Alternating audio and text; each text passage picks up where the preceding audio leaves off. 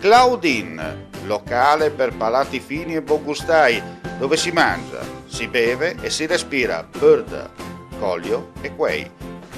Sono Claudia Azzano, la titolare, e vi aspetto per le mie specialità. Cosa aspettate? Claudine, food, wine, music e sei in pole position.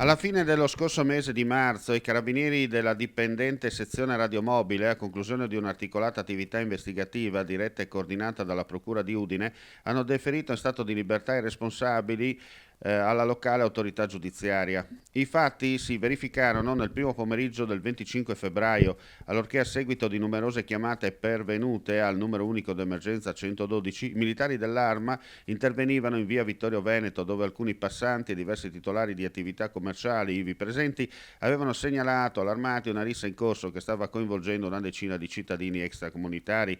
All'arrivo delle forze dell'ordine, tutte le persone coinvolte si erano repentinamente allontanate. Alcuni minuti dopo, in piazza Primo Maggio, veniva identificato un 27enne pakistano che, ferito alla testa, lamentava di essere stato vittima di una violenta aggressione verificatasi proprio in via Vittorio Veneto.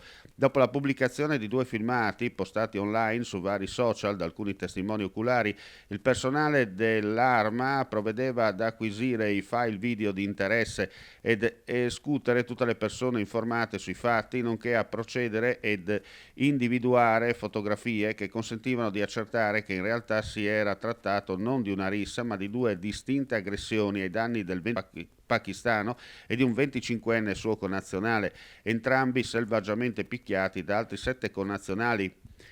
Sui motivi della duplice violenta aggressione i carabinieri stanno tuttora indagando, ma si ritiene siano da ricercare nella volontà di alcuni soggetti di assumere il controllo delle maggiori piazze di spaccio di sostanze stupefacenti presenti a Udine e gestite quasi per la totalità da soggetti extracomunitari. La posizione dei 7, tutti identificati e denunciati a piede libero, sono tuttora al vaglio del sostituto procuratore della Repubblica Barbara Loffredo. Vuoi assaggiare una birra dove al suo interno scopri la specialità tipica friulana? Lumi Beer, il prodotto ricavato in 20 ettari di terreno coltivato orzodistico, biodiversità, performance ambientale. Lumi Beer nelle sue 5 versioni disponibili, 4 per consumo veloce e dissetante e la versione Magnum per intenditori.